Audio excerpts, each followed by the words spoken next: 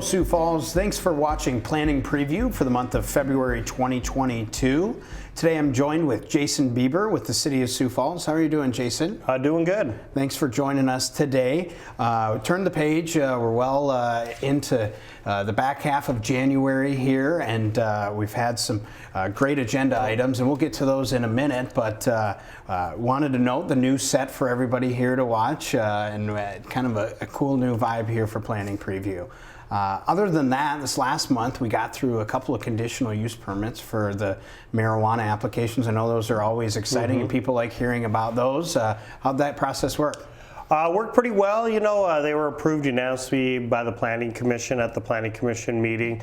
The two that were required to get conditional uses were quite a ways separated from the sensitive land use, and really had some pretty large arterial streets and one an interstate that was separated. So really in more of our commercial areas where we would like to see them. So went pretty well, and didn't have any appeals to the city council, so they'll kind of move forward with the licensing process. Very good. I think a lot of people on both sides said we want this to be similar to the alcohol process, and now having done it, it really seemed like it was very similar to me. Yep, so. It was good. Yeah. All right, well, let's get into the agenda items for the month of February here. The first one is a rezone from agricultural district to single-family residential suburban, townhome residential suburban, apartment residential low density, apartment residential high density, and C4 commercial. That's at south of West Benson Road and east of North Marion Road. Looks like it's by Clint Ackerman.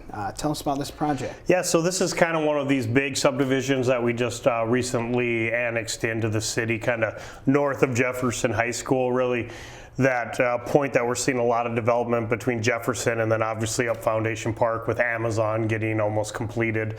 So this is another large subdivision, and then later on the agenda for our Planning Commission meeting, we'll also have the preliminary subdivision plan going forward, but just kind of one of those quarter sections of land or sections of land where we have the commercial at the first access point, the large apartment complex or larger apartment complexes kind of situated on Benson and Marion Road, and then kind of transitioning to single family, and then our twin homes, and then to single family. So kind of what we like to see in there. Okay, yeah, and definitely sounds like a big one. It's got a little bit of everything almost from a use perspective there. So very good. Let's move on to our next item. It's a rezone from RS Single Family Residential Suburban District. That's going over to the RT2 Townhome Residential Traditional District.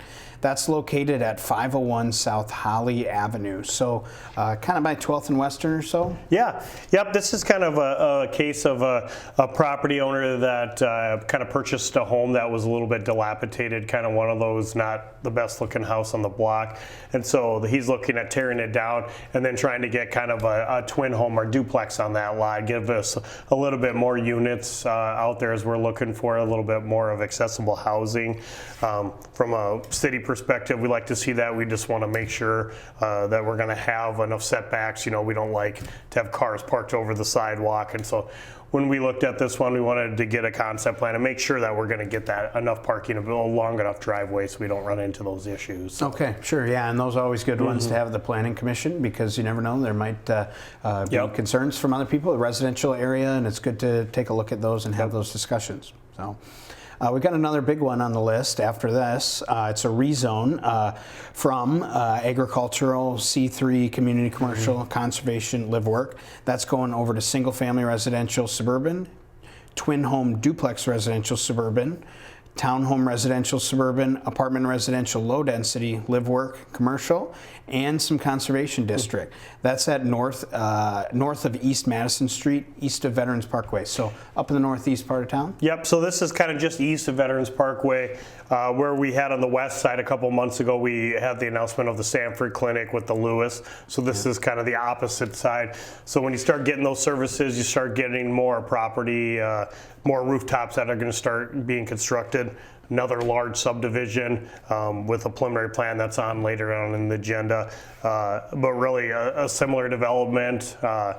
commercial on the major intersection, Madison and Veterans Parkway, and then you kind of start transitioning to some twin home townhomes, and then some single family in there. So really a lot more rooftops and a lot more residents in the Brandon School District up in that area. Sure, So. yeah, and preliminary subdivision plan, I would imagine, with this one as well? Okay. Yep, so those are, that's kind of what we say.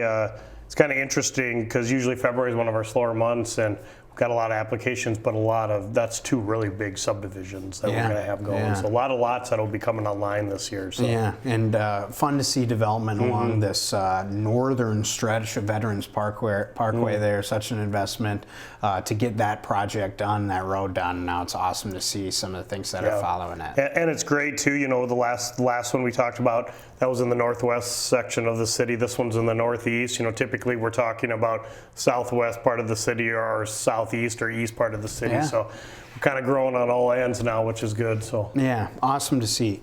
Next up on our list is a rezone from the RA2 residential apartment moderate density district. That's going over to the RA3 apartment residential high density district. So from moderate density up to high density, that's at 3511 South Gateway Boulevard. So I-29 and 41st Street? Yeah, kind of south of 41st Street there. So this is an existing apartment complex. It was built as a senior living facility. Okay. So senior apartments. They had kind of a pretty big community room, which you like with 55 and older kind of multifamily. They like to gather and that kind of stuff. So the applicant here, excuse me, what they're really looking to do is to take some of that common area and actually construct 4 more units in there. So the building's not getting any bigger. It's just kind of taking some of that stuff that maybe is not being utilized anymore now that they're going over to kind of market rate and anybody can live there. But that kind of pushes it above that 48 units, and that's why we need to rezone it. And then they'll have to provide some additional parking. With senior apartments, the parking's a little bit reduced when you go to anybody, Makes sense for people driving, I would imagine. Usually have, if it's a 2-bedroom, you're going to have probably 2 cars instead of 1 car for a 2-bedroom. So we'll provide a little bit more parking, but getting some more units in an area that's already there. So. Okay. Jason, next on the list, we've got a few initial development plan amendments. Before we get into the specific ones, let's talk about what an amendment to initial development plan is. Yep. So really, with these large campus type uses or some commercial uses, like Lake Lorraine's a commercial example of a pedestrian PUD. But the ones we're going to see coming forward are really our large campus uses. So Sanford Health main campus, that's a planned unit development. We're going to have the sports complex up north, another planned unit development, and then Augustana. And really, what we look for in those initial development plans is give us an overview of your entire campus area, right? Sure. Show us where you think current buildings are and future buildings are, where your parking's going to be, so we can do a good job of planning it and really utilize parking between different uses, right? You don't have to have, if you build a residence hall or if you build, a science lab, maybe there's extra parking over here so you can kind of cross-use parking. Okay.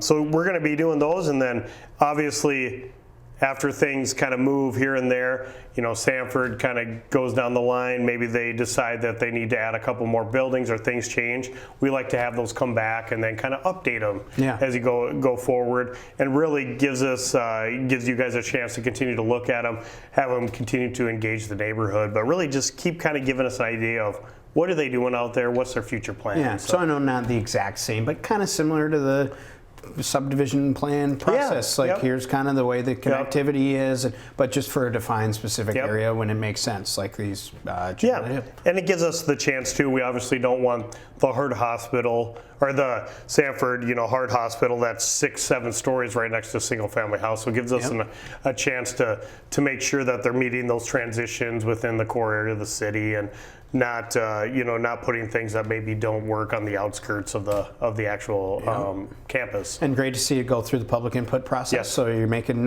changes, come to us and give people the opportunity to speak to them too. Absolutely. So let's go ahead and go through the 3 of these real quick. An initial development plan for amendment for the Sanford Health main campus PUD.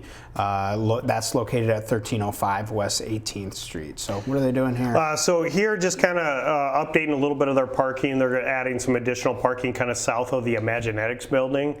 And then really the big thing with this is they tore down, I think, is it the Medical Building 4 right on Grange and north of 22nd Street.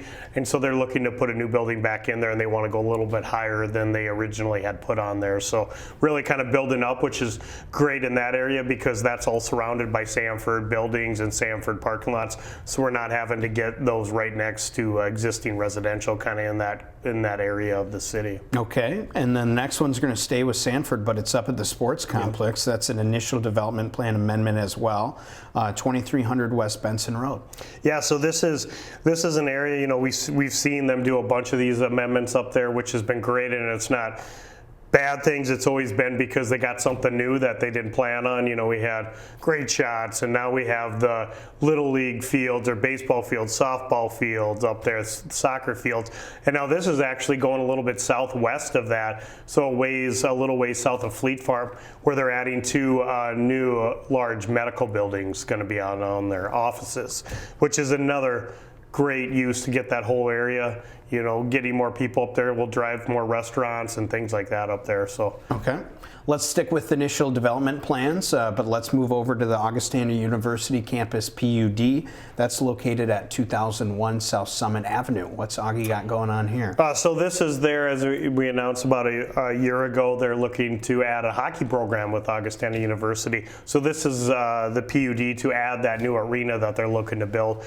And that's going to be right at the southeast corner of 33rd and Grange, just east of the Almond Center there. So kind of gives them, you know, everything south of 33rd seems like their big sports area that they've done, and they've added a lot of cool things. The stadium that they have, they're working on the baseball fields. They got the Elman Center, they have the hockey rink, they have the track and a bunch of soccer fields. So it's kind of a cool little athletic area that they've had made for their campus, and really to keep it on the campus, you know. Yeah, well, what an awesome opportunity. You're talking to an Augie guy and you're talking to a hockey guy, so I'm just mildly excited for that one. So then you'll get season tickets, right? I hope so. We'll work on that. We'll work on that. But thanks for joining us, Jason. Appreciate it. And thanks for watching our agenda items. Reminder, February 2nd, 6 p.m. at Carnegie Town Hall.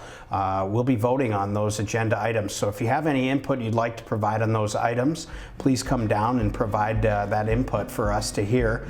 Please stick around after the break. We're going to hear from Butch Warrington with the City of Sioux Falls Building Services.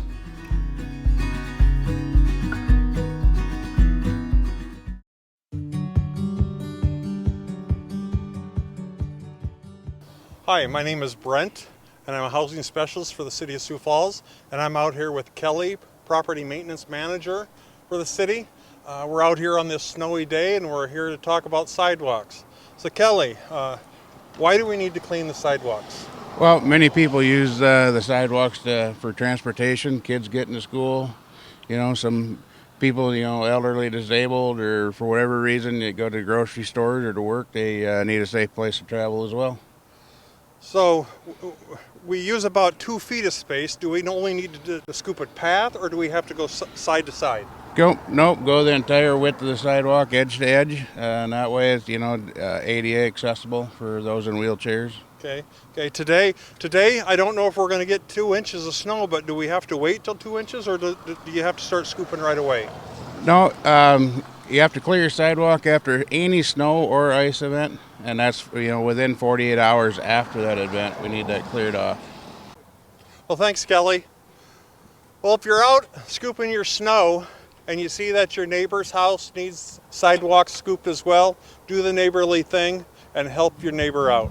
If you'd like to see if one of our city programs can help you out, call 367-8180 or check us out online at siouxfalls.org.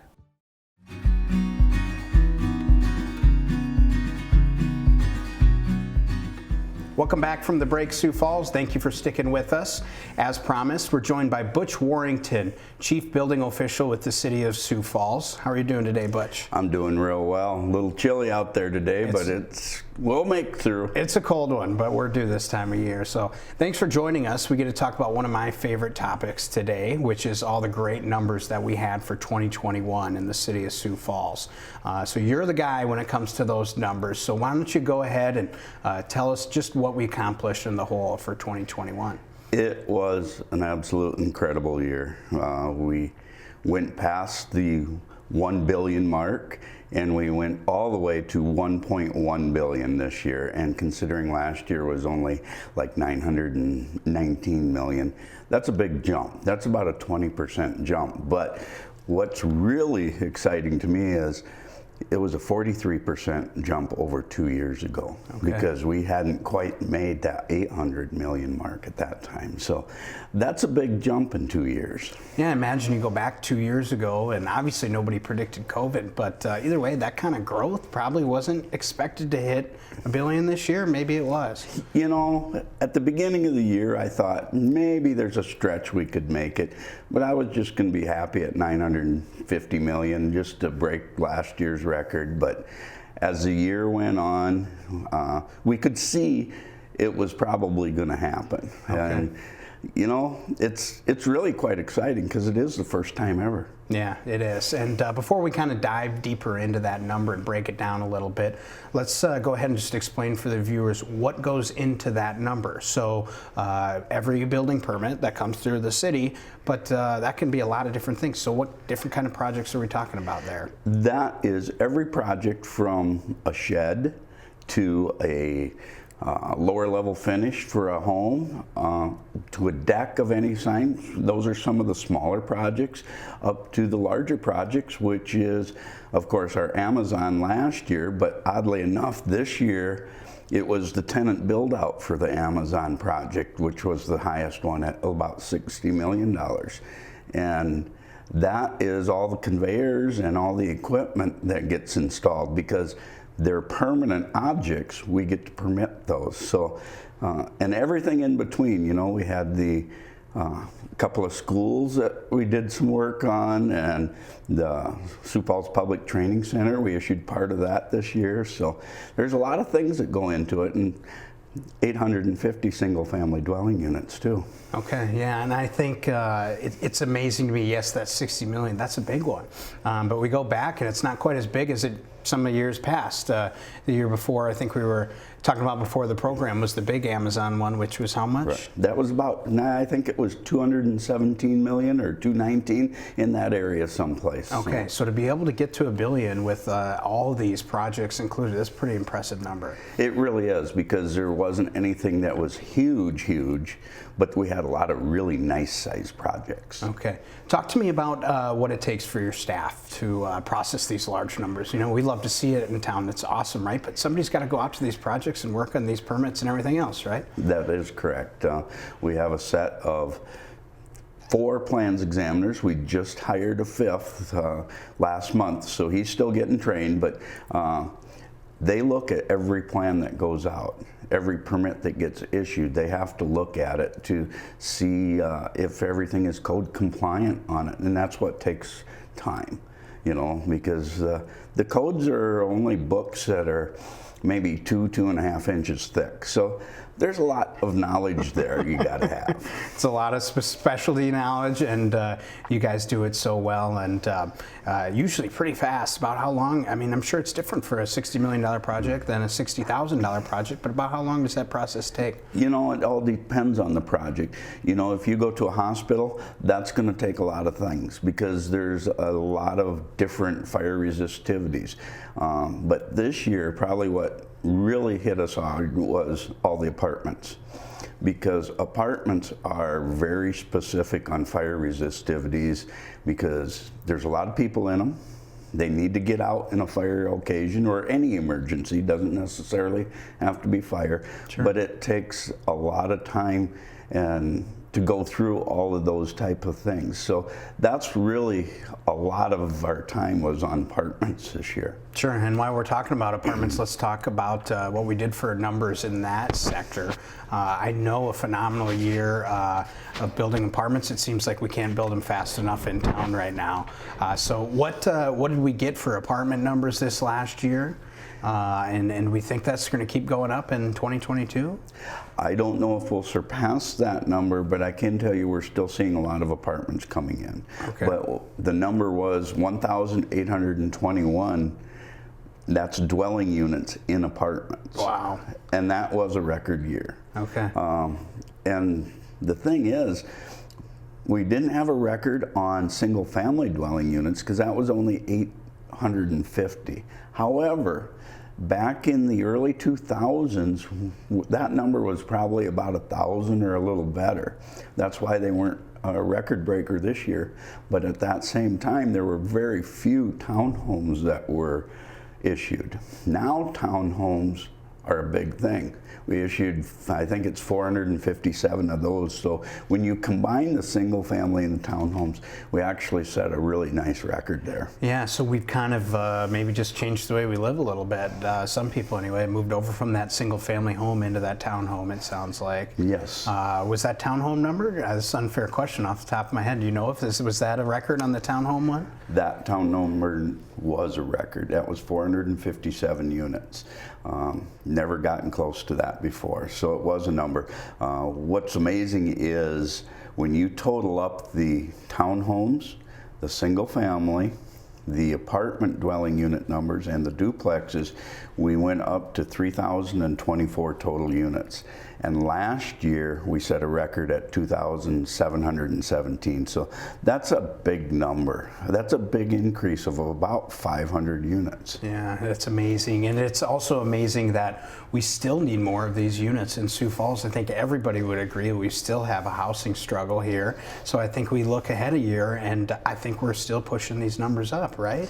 I think so, because I did listen to a gentleman talk the other day, and they said they were at 98.5% capacity, and they said that it's even hard to maintain them at that. So they'd like to see that number down just a little bit. Okay, and when you talk with these people, Butch, these people, contractors in the industry, do we still have supply issues? I would imagine, is it just a change in different month, different material we're struggling to get, or how's that looking? It is. I hear a lot about supply issues, and we've had to make some concessions when it comes to issuing occupancy. You know, when it comes to fire, life safety, we can't back down on those, but not always there's all the doors installed.